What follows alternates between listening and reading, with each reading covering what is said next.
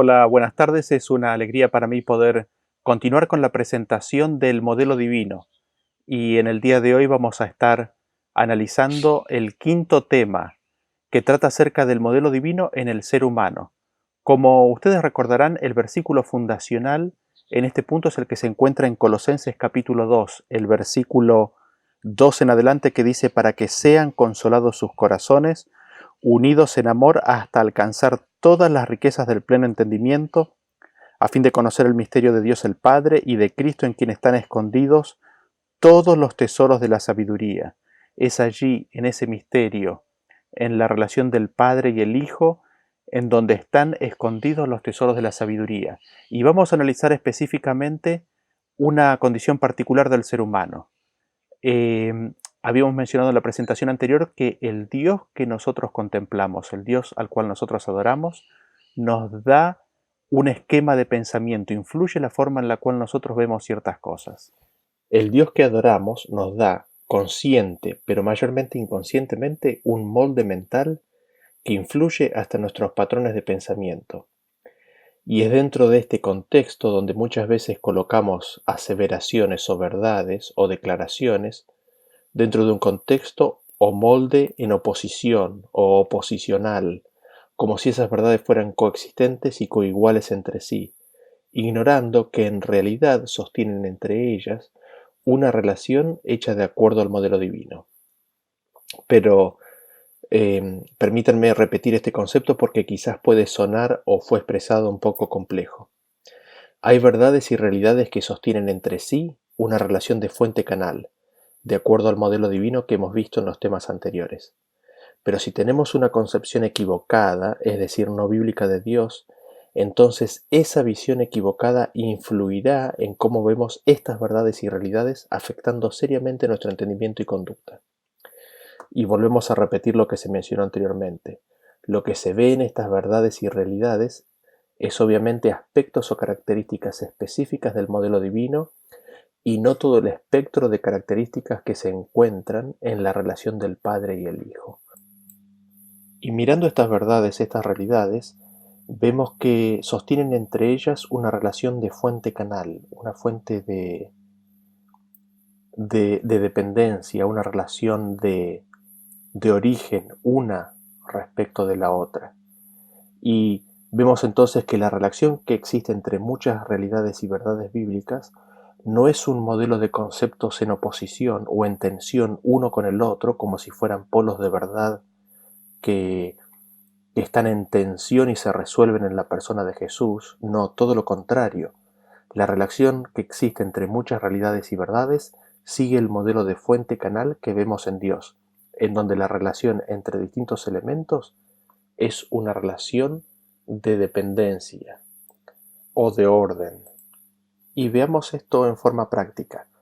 Vamos al libro de Proverbios, el capítulo 30, y vamos a leer el versículo 32. Nos dice: si neciamente has procurado enaltecerte, o si has pensado hacer mal, pon el dedo sobre tu boca. ¿Y qué es lo que notamos aquí? Vemos la relación entre el pensamiento y las palabras. El pensamiento es invisible, es la fuente. ¿Y cómo se hace manifiesto? ¿Cómo se revela? El pensamiento es magnificado, es revelado, es hecho conocido en las palabras. Las palabras son la manifestación de lo que está en la mente y de lo que se ha pensado. Por eso el versículo dice que si has pensado mal, pon el dedo en tu boca, no lo digas, porque manifestar lo que se ha pensado para el mal es un paso adicional en el descenso del ser humano, es una caída, la manifestación audible o visible del pensamiento hacia el mal. Y vean ustedes cómo esta verdad está ejemplificada o está mencionada en esta enseñanza de Jesús en el libro de Mateo. Si nosotros vamos al libro de Mateo, el capítulo 5, el versículo 22 dice: pero yo os digo que cualquiera que se enoje contra su hermano será culpable de juicio, y cualquiera que diga necio a su hermano será culpable ante el concilio, y cualquiera que le diga fatuo quedará expuesto al infierno de fuego. Aquí en este versículo podemos ver cómo la manifestación verbal del pensamiento malvado es en sí mismo el principio o comienzo de hacer realidad lo que está en la mente. Y por eso la amonestación primera de no hablar lo malo. Y la realidad de lo que se condena no es el decirlo, sino es el pensamiento, ¿no? Cualquiera que se enoje contra su hermano, nos dice el versículo. Pero naturalmente esto no termina aquí. Vimos que hay una relación de fuente-canal entre el pensamiento y las palabras, ¿no? Lo que uno dice. El pensamiento es la fuente, es el origen, el canal, la manifestación de eso son las palabras. Vamos ahora al libro de Santiago, el capítulo 4, y vamos a leer el versículo 17. Nos dice: y al que sabe hacer lo bueno y no lo hace, le es pecado. Y aquí vemos dos esferas. El primero es el conocimiento, es el saber algo. Estamos hablando en el plano del pensamiento, ¿no? Y el segundo es la manifestación de ese pensamiento, que es el hacer, son las acciones. Dice el versículo: el que sabe hacer lo bueno y no lo hace, le es pecado. Vemos así nuevamente que el pensamiento, ahora enmarcado en un conocimiento, es el origen, es la fuente del hacer, de las acciones. Las acciones son el resultado, la manifestación visible, la magnificación de nuestros pensamientos. Y vean cómo esto está en la enseñanza de Jesús en Mateo capítulo 5. Estamos ahí en el mismo capítulo que habíamos mencionado anteriormente. El versículo 27 en adelante dice: oísteis que fue dicho, no cometerás adulterio. Pero yo os digo que cualquiera que mira a una mujer para codiciarla, ya adulteró con ella en su corazón. Los pensamientos aquí en este versículo son el origen, son la fuente de lo que después se convierte en acción. Y a pesar de que el mandamiento dice no cometerás adulterio, este tiene su origen en el pensamiento. Por eso vemos tan decidido testimonio de Jesús respecto de los pensamientos. Primero está el pensamiento del adulterio, y este pensamiento tan solo espera la oportunidad para transformarse en acción. Por eso Jesús condena el pensamiento, el adulterar en el corazón.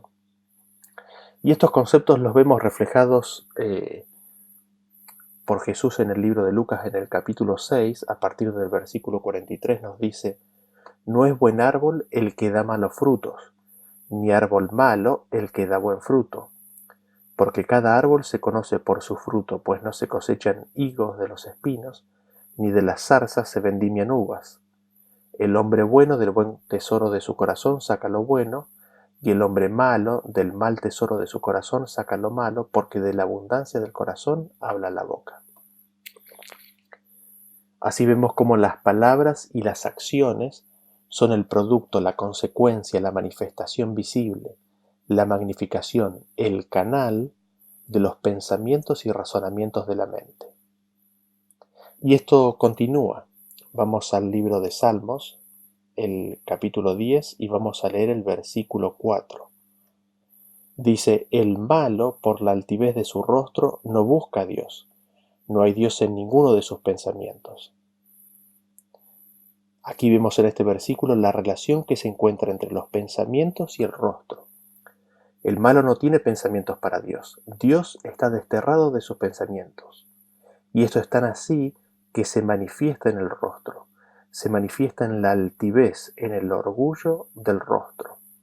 Y es el rostro el que refleja el pensamiento ausente de Dios.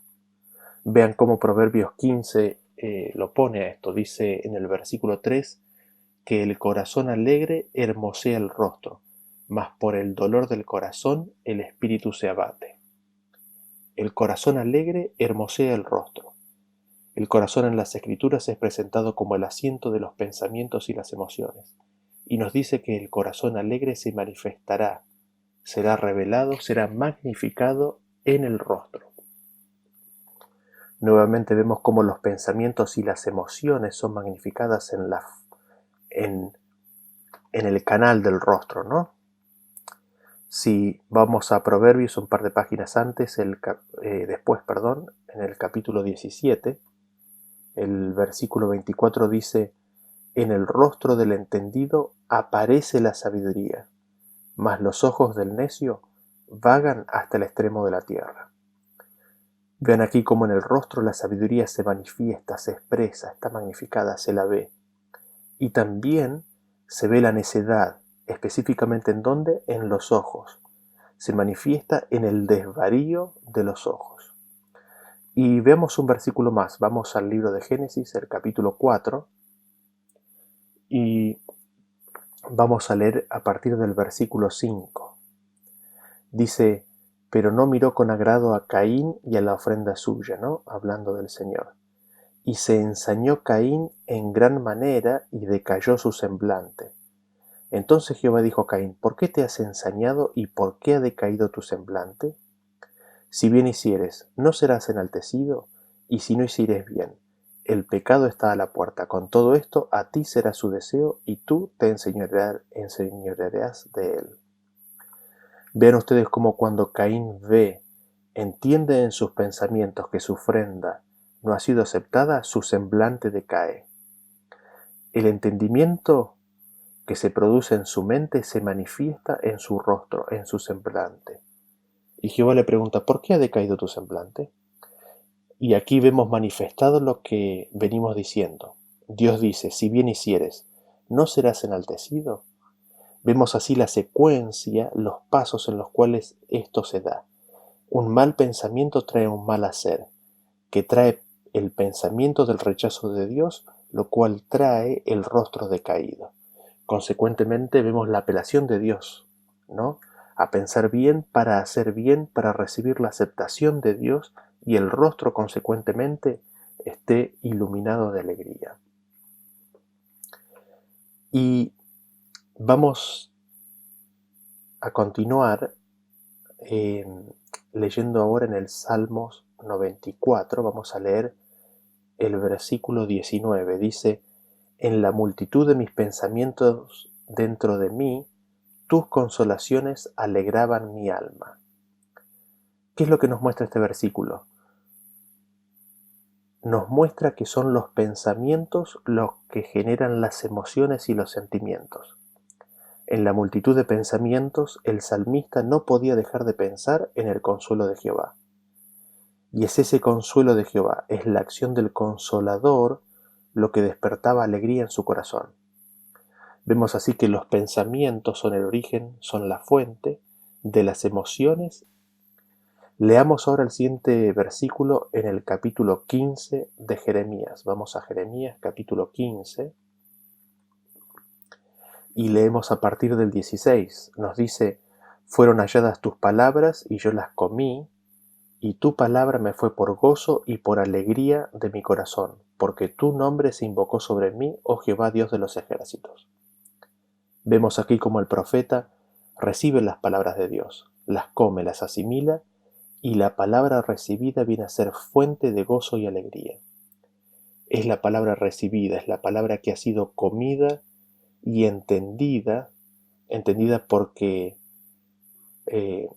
dice que al recibir la palabra comprendió que el nombre de Jehová se invocaba sobre él.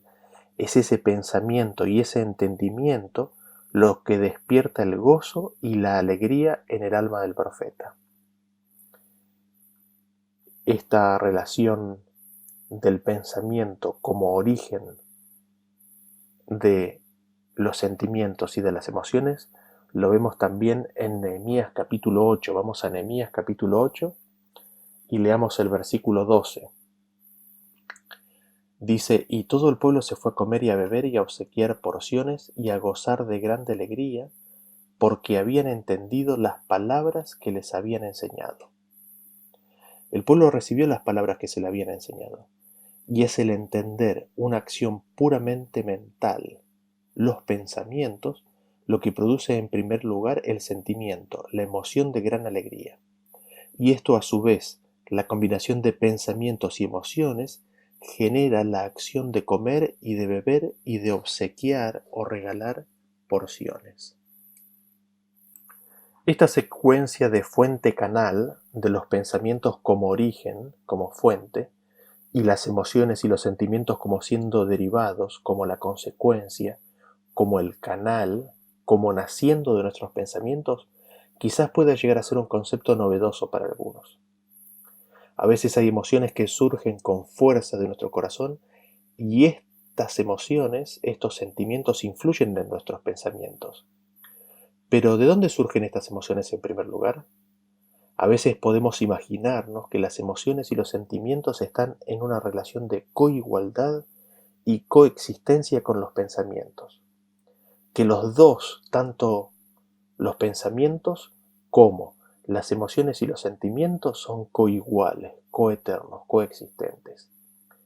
Pero los pocos versículos que hemos leído al respecto nos muestran que esto no es así.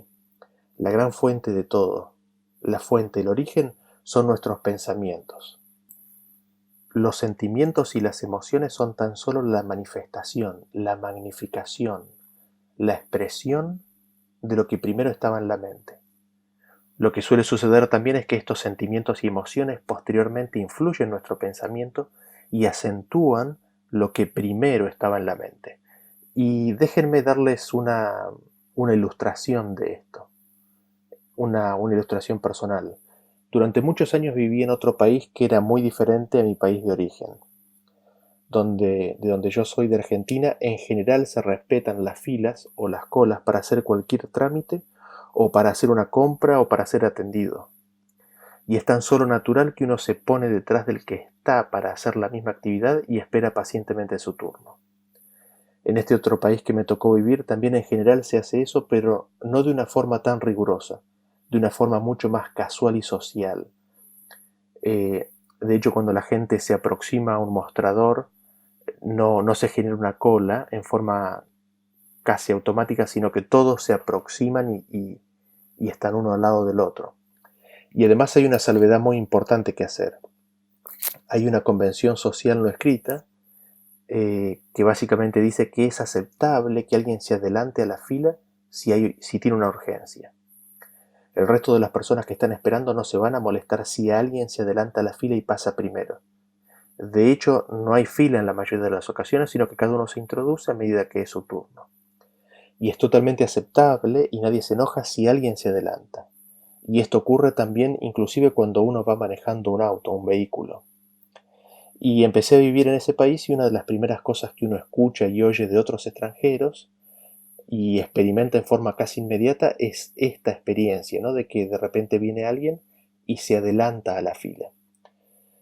Ahora, lo interesante de todo esto es que muchas veces este conocimiento reciente que uno empieza a tener no es suficiente para atender las emociones que surgen. Y recuerdo claramente haber estado esperando en una farmacia para ser atendido. Y esto es lo que hace toda la situación mucho más embarazosa para mí, ¿no? Porque era una farmacia, un lugar donde es el más permisible de todos para estar apurado. Y estaba esperando pacientemente que me tocara mi turno, haciendo lo que me imaginaba que era la fila, y de repente entra alguien, se dirige al mostrador y hace directamente el pedido, en un idioma que en ese momento poco y nada entendía. Y de repente, pero en forma instantánea, antes de que los pensamientos pudieran ser conscientes para mí, surgió una indignación dentro mío. Pude ver claramente, o mejor dicho, sentir dentro mío cómo se levantaba y surgía una poderosa indignación que me impulsaba a no dejar pasar livianamente la injusticia que se estaba cometiendo. Y gracias a Dios no la verbalicé, no la exterioricé, al menos no conscientemente, no sé cómo estaba mi rostro, eh, lo que mis sentimientos y mis emociones me estaban diciendo en ese momento. Me contuve y bueno, dejé pasar la situación, la persona fue atendida y eventualmente me tocó mi turno y yo me retiré con mi trámite hecho. Pero después de pasado el incidente me puse a pensar, ¿por qué esa corriente casi imparable de sentimientos? Parecían tan independientes, tan automáticos y precursores de mis pensamientos. ¿Por qué esa indignación que surgía de tan adentro mío que se levantaba? Y había sido tan automático que parecía que ni siquiera había pensado lo que estaba pasando. Los sentimientos ya estaban allí. ¿Qué es lo que me estaba pasando? Que alguien se me adelantara en mi visión equivocada significaba que alguien no estaba respetando mis derechos. No solamente que no estaba respetando mis derechos, sino que no me estaba considerando. Eso es lo que me di cuenta analizando y viendo qué es lo que estaba sucediendo en ese momento después, ¿no? Y todas mis inseguridades en ese momento entraron en forma instantánea en acción, para decirme inconscientemente que en realidad yo era una persona sin valor, de que me estaban considerando sin valor. Ya no me acordaba más del amor de Dios, ya no me acordaba más de que su amor era lo que a mí me daba valor. El hecho de que Dios me tuviera siempre presente en sus pensamientos, no estaba presente en mis pensamientos.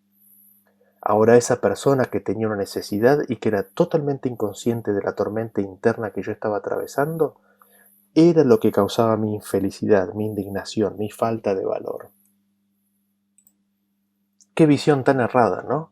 Mi felicidad, mi valor, nunca deberían depender de lo que las otras personas hacen, sino que mi valor debiera depender de conocer y de saber que Dios me ama y me tiene como a su hijo, y de que sus pensamientos son innumerables para conmigo, y de que todo lo que me sucede para bien, de acuerdo a la visión que Dios nos da, ¿no? ¿En qué me cambia que una persona hacia adelante a la realidad del amor infinito de Dios para conmigo y sus innumerables bendiciones? ¿En qué cambia?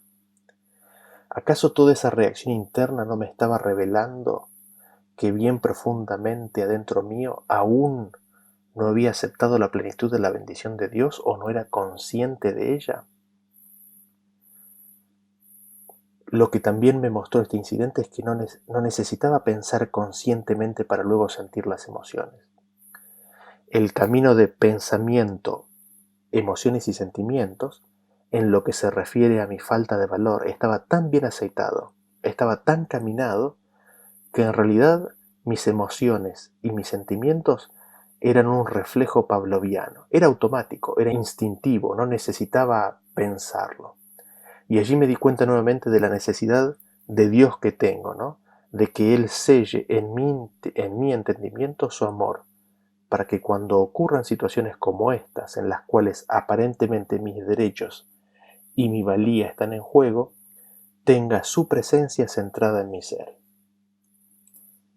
Vemos así entonces que los pensamientos son la fuente, son el origen de las palabras, de las acciones, del semblante, de cómo luce nuestro rostro, de las emociones, de los sentimientos, y en última instancia de lo que nosotros mismos venimos a ser y somos.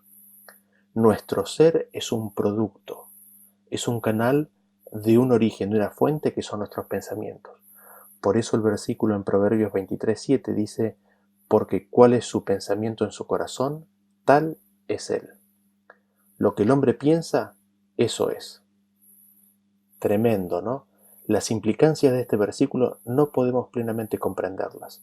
Lo que el hombre piensa, eso es. Y esto es verdad también en el plano espiritual, donde Dios le da al ser humano su voluntad. Y estamos hablando tanto de los impíos como de los justos. Así como el hombre piensa, así es. El hombre es un producto de sus pensamientos. Son sus pensamientos lo que determinarán sus palabras, sus acciones, sus emociones y sentimientos, y retroalimentándose de ellas sus acciones nuevamente. Qué poder que tiene el ser humano. Es tremendo, el poder de forjar su destino con sus pensamientos. Ahora, dentro de este diseño basado en el modelo divino, notamos que la manifestación del corazón, de los pensamientos del hombre, es a través de sus palabras y de sus acciones. Y el hombre, al estar corrompido, tiene acciones y palabras terribles, de consecuencias terribles, de implicancias mortales. Y tomando conciencia de la maldad del hombre, llegamos a un conocimiento y conciencia más acuciante de la necesidad espiritual. Y las primeras reacciones humanas a la desoladora situación del hombre es la de atender, la de cuidar la manifestación, la externalización de la mente corrupta del hombre. Sin embargo, como será evidente luego de haber visto y cubierto los versículos que hemos visto, ese esfuerzo de cuidar las palabras, las acciones, es en última instancia inútil. Son hojas de higuera que cubren la desnudez. Porque si no se cambian los pensamientos, si no se cambia el corazón, el fruto de las palabras, las acciones y los sentimientos surgirá. Es del corazón de donde surge toda la corrupción. Y vean esto en Mateo capítulo 15, a partir del versículo 1, que dice: Entonces se acercaron a Jesús ciertos escribas y fariseos de Jerusalén, diciendo: ¿Por qué tus discípulos quebrantan la tradición de los ancianos? ¿Por qué no se lavan las manos cuando comen pan? Respondiendo él les dijo: ¿Por qué también vosotros quebrantáis el mandamiento de Dios por vuestra tradición? Y aquí vemos cómo se le acercan los escribas y fariseos y demandan de Jesús la falta de un ritual, de una ceremonia religiosa, mandamiento de hombres. ¿Para qué? Para mantener las manos limpias. Sin embargo, Jesús los acusa de, en lugar de quebrantar la tradición de los ancianos, de quebrantar el mandamiento de Dios en su búsqueda de preservar la tradición. En el versículo 8 sigue diciendo: Este pueblo de labios me honra, mas su corazón está lejos de mí, pues en vano me honran, enseñando como doctrinas mandamientos de hombres. Y revela así una condición terrible del hombre, tan común en el pueblo elegido de Dios: una discordancia terrible entre el corazón y la boca, entre los pensamientos y la acción. ¿Por qué? Porque de labios honran a Dios, pero el corazón está lejos de Dios. Que Dios nos libre de esa condición. ¿Vieron que es en vano? ¿Cómo puede ser que uno se pueda engañar de semejante manera? Imaginarse que por acciones externas pueda agradar a Dios cuando en su corazón lo está desterrando. La historia nos sigue diciendo en el versículo 10: Y llamando así a la multitud, les dijo: Oíd y entended. No lo que entra en la boca contamina al hombre, mas lo que sale de la boca, esto contamina al hombre. ¿Dónde está la contaminación en el hombre? ¿Está afuera? No, está adentro del hombre.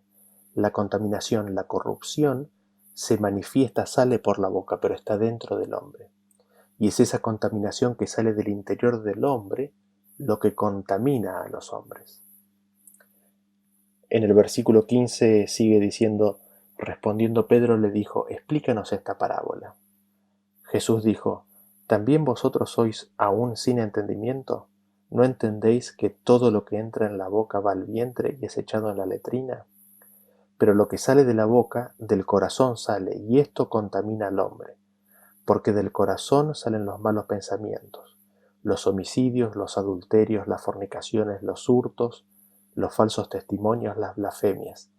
Estas cosas son las que contaminan al hombre, pero el comer con las manos sin lavar no contamina al hombre.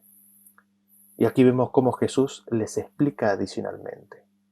Lo que sale de la boca, en realidad sale primeramente del corazón. La boca es el canal, la fuente es el corazón, que es lo que veníamos diciendo anteriormente, ¿no? La fuente de la corrupción está en los pensamientos, está en el corazón. Y esa contaminación que está dentro del hombre es lo que contamina a los hombres. La corrupción está dentro mío, es de mi corazón, de los malos pensamientos, de donde salen los homicidios, los adulterios, las fornicaciones, los hurtos, los falsos testimonios, las blasfemias. Todo eso que contamina al hombre. Y ahora, ¿cuál es la condición de cada hombre, de cada mujer? En Romanos 3:10 nos dice, como está escrito: no hay justo ni aun uno, no hay quien entienda, no hay quien busque a Dios. Todos se desviaron, a una se hicieron inútiles. No hay quien haga lo bueno, no hay ni siquiera uno. Sepulcro abierto es su garganta, con su lengua engañan. Veneno de áspides hay debajo de sus labios. Su boca está llena de maldición y de amargura. Sus pies se apresuran para derramar sangre. Quebranto y desventura hay en sus caminos, y no conocieron camino de paz. No hay temor de Dios delante de sus ojos. La condición del hombre sin Cristo es sin remedio. Y en el verdadero carácter de una religión sin Cristo, el énfasis estará puesto en lo ritual, en lo visible, en la manifestación, en lavarse las manos y no en la purificación del corazón. Notamos entonces que es la primera reacción del hombre natural, la de tratar de corregir la manifestación externa de la corrupción moral interna de los pensamientos del corazón. La primera reacción natural del hombre es de cubrir la desnudez con hojas de higuera. Ese es el viejo pacto. Ese es el principio de casi toda religión. Sin embargo, queda bien evidente que la verdadera religión buscará cambiar el corazón, buscará cambiar los pensamientos, porque la verdadera religión tomará nota de que lo que el hombre hace o dice en realidad es tan solo lo exterior, lo visible. La verdadera religión buscará cambiar el corazón por varias importantes razones. En primer lugar, porque es la única manera de efectuar un cambio en el cual haya paz en el hombre. ¿Por qué o cómo es esto así? Porque no habrá inconsistencias, porque el pensamiento y el anhelo del corazón estará alineado con las palabras, las acciones y los sentimientos y emociones.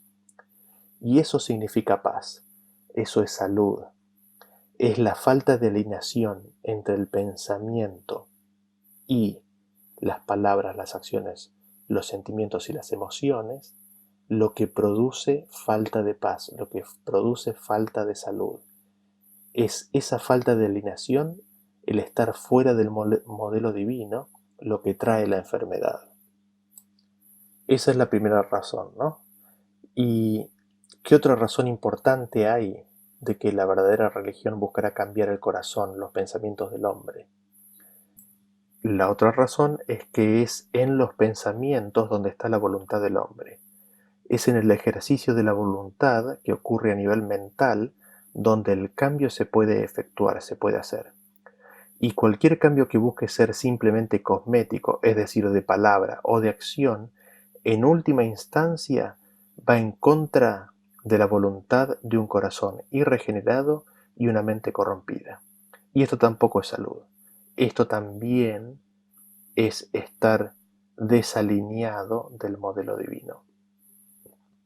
Y una tercera razón importante por la cual la verdadera religión buscará cambiar el corazón y los pensamientos del hombre es porque es el único cambio que es realmente genuino y que puede ser duradero, si el hombre lo acepta y Dios le pone su sello.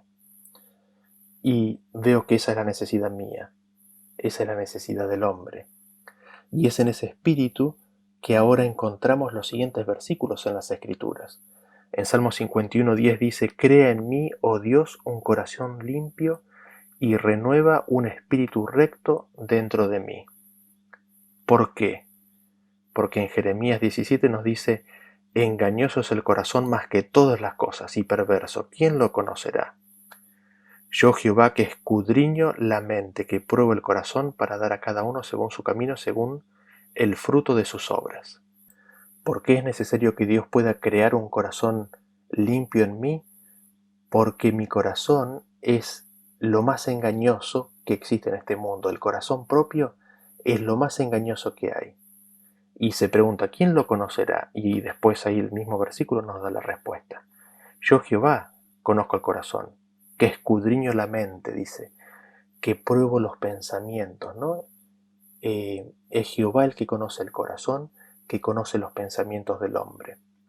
Por eso oramos y rogamos a Dios todos los días de que nos dé un corazón nuevo, que nos dé una mente nueva, que nos dé otro espíritu, que nos libre de nuestro propio espíritu, sino que nos dé el espíritu de Cristo. Y en eso vemos la promesa que nos da el Señor en Hebreos capítulo 10, el versículo 15, que dice: Nos atestigua lo mismo el Espíritu Santo, porque después de haber dicho: Este es el pacto que haré con ellos, después de aquellos días, dice el Señor, pondré mis leyes en sus corazones y en sus mentes las escribiré. Es Dios quien nos da un corazón nuevo. Es Dios quien escribe en nuestras mentes su ley, sus pensamientos, su carácter.